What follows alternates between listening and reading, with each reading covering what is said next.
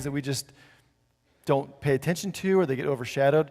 This past week, Ray Craig brought me a book called 1,227 Things That, these random, strange facts, if you will. It's a really cool little book. Here's a couple of things that you might not know that are hidden facts that I think would be interesting to you. Number one, IKEA is the world's third largest user of wood.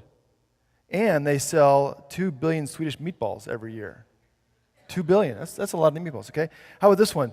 Thomas Edison proposed to his second wife in Morse code, which is why he probably had a second wife. Anybody going to the Netherlands this year? Anybody going to the Netherlands? No Netherlands? Good, because if you went there, there are 5 trillion spiders in the Netherlands, and if they turned on humans, they can eat all 16.7 million Dutch in 3 days. Which would be kind of a cool movie, if you think, no, maybe not. How about this, any Tolkien fans out there? Austin, yeah. Did you know he wrote the 1,200-page manuscript for the Lord of the Rings trilogy with 2 fingers on his typewriter? Typed the whole thing with 2 fingers. Reminds me of Stacy texting, just 2 fingers. Okay, basketball was invented in 1891 by a Canadian in Massachusetts. But it took 21 years for them to figure out that if you cut a hole in the bottom of the bucket, the ball would fall through. So there's like some dude for 21 years taking the ball out of the bucket and handing it back to the players. 21 years. Okay, last one. This one's kind of scary, but this one just caught my eye.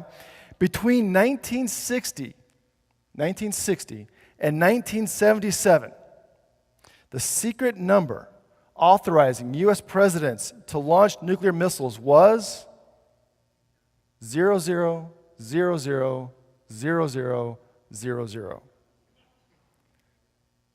Did no one get that? That was the number to launch nuclear codes. It was like all zeros. At least, anyway, the probably password was password back then too. But here's the thing. These are like hidden stories, that things that are going on around us we just don't really pay attention to. Here in the Bible, though, they're not random facts. They're people's stories, people's lives. And these hidden stories, these hidden figures, were there because they taught something or they connected with people in some way that was worth passing on. And it's very important for us to pay attention to them as well. Last week we looked at Gideon. And we saw that Gideon was more than just his fleece. It was this intriguing story about complacency and how much God wants us to finish our lives well. That we can't just stop in the middle or stop towards the end and give up. That Gideon was one who didn't finish well. And we need to be able to finish well. It reminds us that God can do great things with us if we don't give up. Now, this week we're going to look at another story. We're going to jump ahead several years, several decades, and look at a story that's in a little bitty thin book of the Bible called Habakkuk. Habakkuk is between the big prophets like Isaiah and Jeremiah and Ezekiel and the New Testament. Part of this group called the 12 books or the 12 minor prophets. Little tiny book called Habakkuk. But it has this incredibly powerful punch to it. It's an incredibly powerful story that connects with people across languages and generations and through history because I think it is so honest and it is such a raw book. It's a story about someone who confronts God when things aren't going well, who says things that maybe we want to say sometimes when things aren't going well. When we're struggling in our lives, we're having troubles and difficulties, we don't know what's going on. Habakkuk speaks to God in a very honest and powerful way with no platitudes, just a conversation that maybe you've wanted to have with God from time to time. Now, Habakkuk lived in a time when Israel was in trouble. Just before him, there was this period when the northern kingdom of the 10 tribes of Israel were destroyed by the Assyrians because they had stopped following God. They had gone after the false gods of the people around them, and they were destroyed, wiped out, annihilated by the Assyrians. The southern kingdom where he lived, Judah, was also in trouble. They lasted a bit longer because they were kind of faithful for a while, but as a nation they began to slide down that path toward serving other gods and giving up on God. And Habakkuk sees this, and he's super concerned for his people. He doesn't see it and say, well, too bad for them, so sad, whatever. he actually cares about them. He doesn't want to see them go this way. So sometime between the year 612 and 605 BC, Habakkuk has this prayer before God. Now, it seems that he was kind of in the inner circle. He was a leader in Israel, probably worked in the temple somehow. And he sees what's going on with his people, and he cries out to God. So we're going to turn to Habakkuk chapter 1.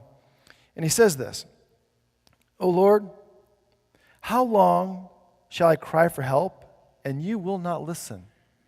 Or cry to you violence, and you will not save? Why do you make me see wrongdoing and look at trouble?" I mean, right from the get-go, there's no nice words here. Right? He is like, do you not see this, God? Are you paying attention? Are you even seeing what I'm seeing? Are you kidding me? You're letting this go on? I mean, I know you see it, because he says here, you make me see it. And if I'm seeing it, you're seeing it, then why are you doing nothing about it? So what's broken? Verse 2. Destruction and violence are before me. Strife and contention arise. So the law becomes slack and justice never prevails. The wicked surround the righteous. Therefore judgment comes forth perverted. He says, look, I look around me and I see destruction, I see violence, I see contention and fighting, and justice, the very bedrock of who we are, is perverted. The righteous aren't protected anymore. And justice is this foundational thing that we rely upon, God, and it's not there anymore. In fact, it says in Psalm 89:14, righteousness and justice are the foundation of your throne. Steadfast love and faithfulness go before you. Justice and righteousness were foundational. They defined who they were as people. And so now, how are the righteous going to survive? What are they going to do? How are they going to live? Because God's righteousness was their righteousness. And everywhere he looks around, it doesn't make sense anymore.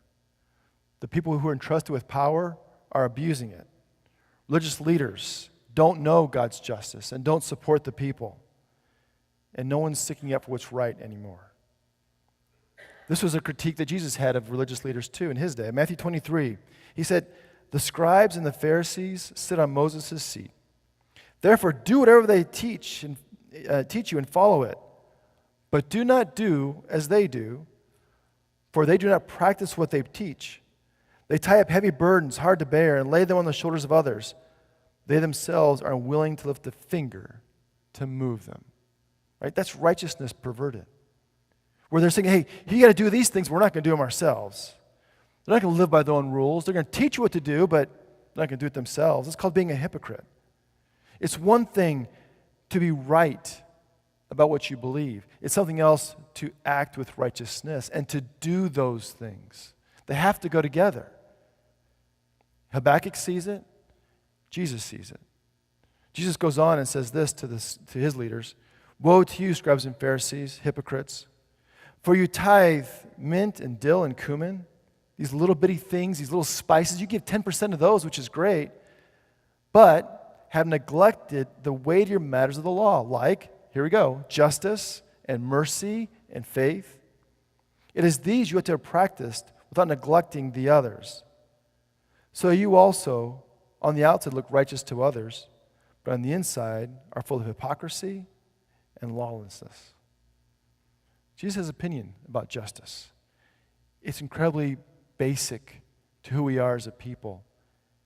We need to have justice in our world, in our lives, and to live by it.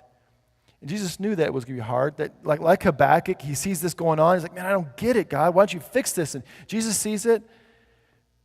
But he also says you're going to see it too, you and I. John 16:33. In this world, he says, you will face persecution. But take heart. I have conquered the world. And that's good news, right? I mean, that's a verse you can hang on to. It's a promise that, hey, Jesus says, you know what? You're going to have troubles and difficulties. It's going to be difficult for you. It was for me. But take heart. I've overcome the world. That's great for the future, but what about now?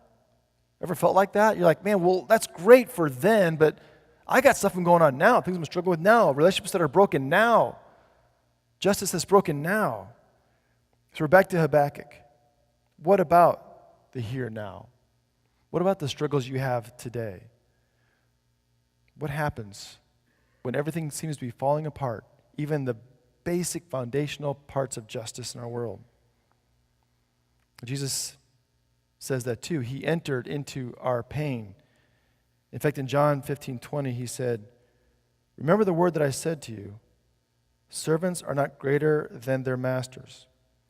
If they persecute me, they'll persecute you."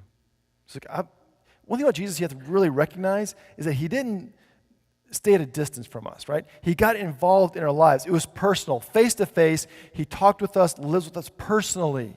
He got involved with us.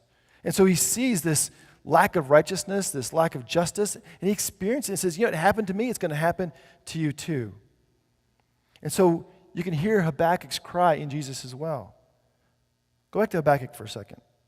"O Lord, how long shall I cry for help, and you will not listen? Or cry to you violence, and you will not save?" It's not a polite prayer. It's almost an accusation. But it's raw, and it's honest, and something else too. He's not hiding from it.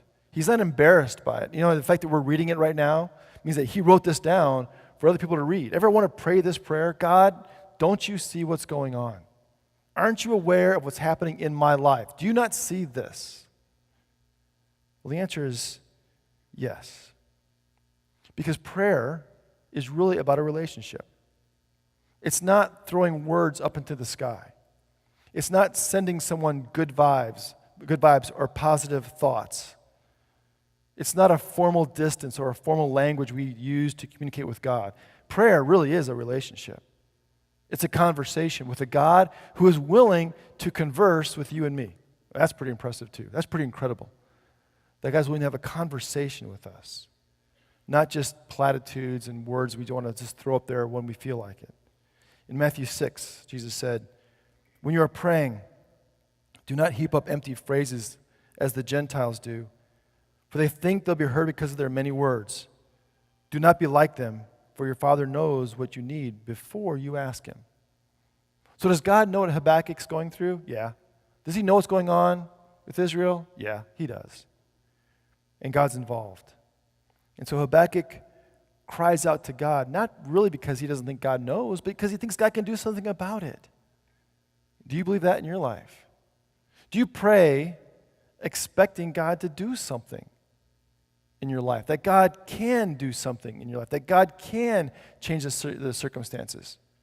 There was once a man who had leprosy in Jesus' day. His skin's falling off. He can't go home. He can't touch his wife. He can't hug his daughter. He can't be with his family. He's stuck in a leper colony outside of town. He sees Jesus coming one day. And he calls out, "Jesus, if you're willing, if you choose, you can make me clean." And Jesus did. And the guy went home. Or a woman who had a hemorrhage for 12 years, suffering, spent all of her money on doctors to try to get this situation fixed. Some of you have been there. And she says, if I can just touch Jesus' robe, just get close, just to touch him. And she does. And Jesus says, "Woman, your faith has made you well." He did something about it. My favorite, one time back in Moses' day, the Israelites had just been messing up again and again and again, denying God or just complaining or griping and grumbling, all this terrible stuff. Want to go back to Egypt. And Moses has kind of had enough, and God's had enough. And God says, "You know what, Moses? Tell you what, I'm going to wipe them out. I'm just sick of these Israelites. I'm going to destroy them all and make a new nation with you." Moses says, no, hold on, whoa, stop. God, you don't do that. Remember Abraham, Isaac, and Jacob? You promised them, and you saved these people from Egypt and from Pharaoh. Don't give up on them. And he has this passion prayer in Exodus 32. And look what happens. Exodus 32, verse 14. "And the Lord changed his mind about the disaster that he planned to bring on his people." Right? Prayer changes things. Here, Moses literally changes the mind of God. Because prayer matters. Prayer is a conversation. Prayer is something that we do that has this heartfelt communication and relationship with a living God who cares. So back to Habakkuk. He calls out, God, don't you see what's going on? Aren't you aware of this injustice and this suffering we're going through? Do something. And God says, oh, I'm on it. Chapter 1, verse 5. Look at the nations, he says to Habakkuk, and see. Be astonished. Be astounded. For work is being done in your days that you would not believe if you were told. It's like something big is going to happen. Like, this is going to be so big, you're not going to believe it. And Habakkuk's probably like, oh, okay, sounds pretty good, right? This is big, something big change kind of thing. He goes on. For I'm rousing the Chaldeans, that fierce and impetuous nation who march through the breadth of the earth to seize dwellings not their own. Dread and fearsome are they. Their justice and dignity proceed from themselves. It's like, wait, what? Whoa, hold on. Here's what God's saying. All right, Habakkuk, I'm going to do something about this. I got you. I'm going to send your enemies, the Babylonians, that indulgent, arrogant, greedy, violent, self-serving, violent people. I'm going to send them to come destroy Israel or Judah. What? That's not what I asked for. I asked for justice and righteousness with our people, not to get wiped out by somebody else. Are you kidding me? That's not what I wanted. It doesn't fit. And he tells God that. Verse 13, your eyes, O God, are too pure to behold evil. You cannot look at wrongdoing. Why do you look on the treacherous and are silent when the wicked swallow those more righteous than they? What's he saying? God, you don't do that. You don't send more wicked people to destroy us. We're not that bad. We're better than they are. That's not fair. And he's questioning God. This is, again, you got to look at this conversation, right? I mean, he is calling God out. God, you can't do that. That's not who you are. You don't call out to make wicked people come get us. We're the good guys. Just fix us. That's what I want. Habakkuk then isn't giving up. Chapter 2, verse 1. He says, I will stand at my watchpost and station myself on the rampart. I will keep watch to see what he will say to me and what he will answer according to my complaint. So he goes to God. He says, God, you got to do something. God says, I got it. I'll do something. I'm going to send the Babylonians to destroy Judah. He's like, no, that's not what I wanted. You can't do that. That's not fair. I don't want that. And he says, okay, God, I'm going to go and stand on a watchpost and wait for you to get back to me with your answer. That's pretty brazen. He doesn't just say, okay, whatever you say, God, I'll just sit here and just wait for something. No, he's going to go and sit and watch for God to do something or to give him an answer. This is a debate. This is lively. This is like almost an argument in a sense. But he has this relationship with God that is more than just throwing words in the air in a prayer. It means something to him. Notice that he doesn't wait. There's a big difference between watching and waiting. He's not going to sit there and wait for God and twiddle his thumbs and just kind of wait on the Lord to kind of do something and just sit back passively. Waiting is passive, right? Waiting is what you do in a waiting room. Been there? There's nothing to do. You just sit and you wait for something to happen. It's very passive. Watching, being on a watchtower or a watch post, is active. You're like, you see kids at the 4th of July parade looking down for the fire truck to come or whatever. Right? They're expecting, they want to see something coming. They're watching for something. There's a difference between watching and waiting. And Habakkuk, in prayer, is watching for God to do something. I think a lot of us get caught in the waiting prayer. We ask God for something and we wait for something to happen, as opposed to we're expecting God to do something. We're watching for God to do something, to see where God is active. One time, Jesus was telling a story about him coming back. When he comes back for the final time and to bring a new heaven and a new earth and to restore justice and righteousness. And he likens it to a wedding. And the bridegroom is coming to the wedding, but he's late. So everyone's there. The bridesmaids are there. They're waiting for him. And when the groom shows up, the party's going to start. Whenever that happens, whenever the bridegroom gets there, it's going to start. Okay, so they're all kind of ready. Some are watching. Some are waiting. Kind of get that little idea there, right? When the bridegroom is delayed, probably stuck on the 101, right? So he doesn't get there until midnight. And it says that there are 10 bridesmaids waiting. 5 have oil for the lamps, and they're watching. They're ready. There's no distractions. They're going to have oil. They'll be able to light their lamps. They're ready. They're watching. 5 are just kind of waiting. No oil, shows up, And you get this kind of idea between these two kinds of people. Some that are expectant and some that aren't. And here's how the story ends. Matthew 25. Then all those bridesmaids got up and trimmed their lamps. The foolish said to the wise, "Give us some of your oil, for our lamps are going out." But the wise replied, "No, there will not be enough for you and for us. You'd better go to the dealers and buy some for yourselves." While they went to buy it, the bridegroom came. And those who were ready went with him into the wedding banquet, and the door was shut. Later the other bridesmaids came also, saying, "Lord, Lord, open to us."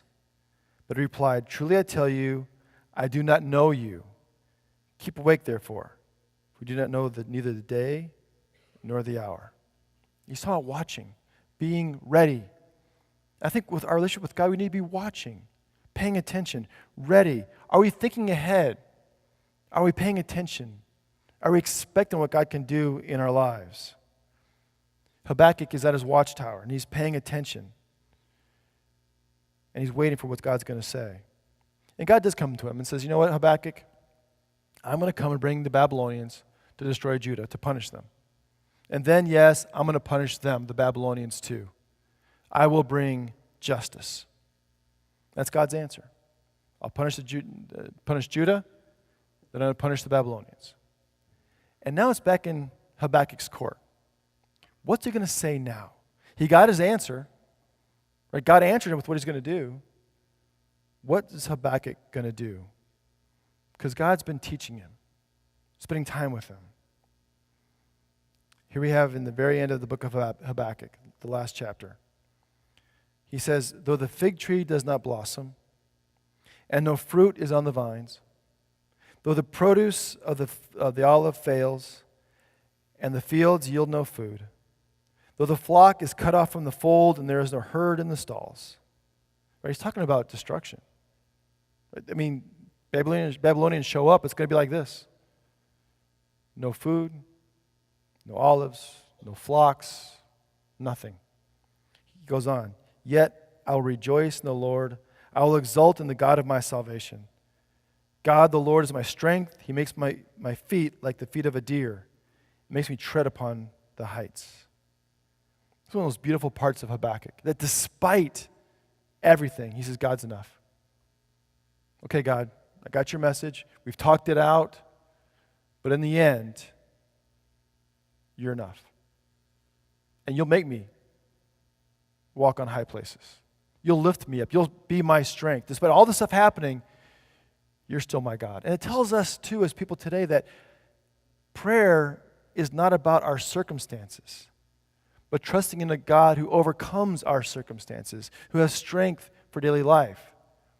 It reminds us that there's no situation so dark, no life too far gone, no soul too lost, no sin too deep, no problem too large, no circumstance so hopeless that God's strength can't lift us up to high places. No matter how bleak it seems in your life today, or in the world today, or justice seems gone today, what Habakkuk says here is God's strength is enough to lift us up despite our circumstances, even everything else is stripped away. Paul, the apostle, said it like this: "Rejoice always, pray without ceasing, give thanks in all circumstances, for this is the will of God in Christ Jesus for you." In all circumstances, all of them, give thanks. Jeff Vine was a missionary in Rwanda. There's 800,000 were killed in Rwanda. Hutus were placed in prison, and Jeff was going to one of those high security prisons. And his translator kept on saying to him, "Talk only to us. Talk only to us." And again, kind of repetitively, over and over again, he's like, get a little worried. And he said to them, "Are we in danger?" And the translator replied, "Does it matter?" Right? I mean, are we trusting enough in God to take us beyond our circumstances, to lift us to high places, even in the midst of what's going on in our lives? Paul also wrote this when he was in prison: "Who will separate us from the love of Christ? Will hardship or distress or persecution or famine or nakedness or peril or sword?" What's he saying? You're going to have these difficulties, right? You're going to face hardship. and persecution and difficulties. Habakkuk did, Jesus did, we do. But he goes on, no, these things won't. In all things we are more than conquerors through him who loved us. For I'm convinced that neither death nor life, angels nor rulers, nor things present nor things to come, nor powers nor height nor depth, or anything else in all creation will be able to separate us from the love of God in Christ Jesus our Lord. Nothing in all creation can separate us from the love of God. Nothing. Not the Babylonian army, not our problems, not our broken relationships, not our health. Nothing. But only with one thing. There is one thing that can separate us from the love of God. One thing. And Paul doesn't list it here. One thing. And I think it's the one thing that Habakkuk's last statement stands against in the end of his book. And that is, it's nothing external. It's internal. I think the one thing that can separate us from the love of God is us. It's us waiting. It's us being passive. It's us sitting back and doing nothing. It's us saying, I'll deal with that later. I'm busy right now. I like my comfort. I like my security. You got your own list. But the stuff that we do, that we sit back and we wait, I'll deal with God later. And time slips by. And we're like those bridesmaids with no oil in our lamps going, what's going to happen now? I got no oil. I can't light my lamp. I'm done. Door's closed. Too late. Because we were waiting for some other time to take care of this stuff, to have a relationship with God, to talk to God the way Habakkuk does. Instead, we're called to be watching, to be at our watch post, not tomorrow or when we feel like it, or when our life's all together. We go to our watch post today. We watch for God and where God's acting and get involved in that. Years ago, I visited Bethlehem in the Church of the Nativity. And not only was Jesus born in the Church of the Nativity traditionally, but this is where Jerome, St. Jerome, translated the Greek New Testament into the Latin Vulgate. Okay, so it's kind of the Latin version of the Bible. And he did it here in this cave. Outside of the Church of the Nativity is a statue of St. Jerome. And here's the cool part about this statue. Do you see what's down here at his foot? Can you see what that is up there? It's a skull. Now, why would this guy have a skull? In fact, every statue, painting of Jerome, there's a skull nearby. Because for him, it was a reminder to get to work today. That someday, that's going to be him. There's no more waiting around. And so he worked, and he served, and he got involved with God, and he was watching for God to act and not waiting around. Because today matters. When we take communion together, like we're going to hear do in a minute, we say that we remember what Jesus did. We take this bread and we remember his broken body. We take the cup and we remember his shed blood. But at the same time, in 1 Corinthians 11, Paul says, as often as you do this, you share this bread, you share this cup, you proclaim the Lord's death until he comes. That's active. That's watchtower talk. That's saying I am going to proclaim who he is, what he does in my life today. I'm going to watch for what God's going to do in this world today in my life. How God's going to bring justice and righteousness through me as I sit on my watchtower and watch for God to act. Let's pray together.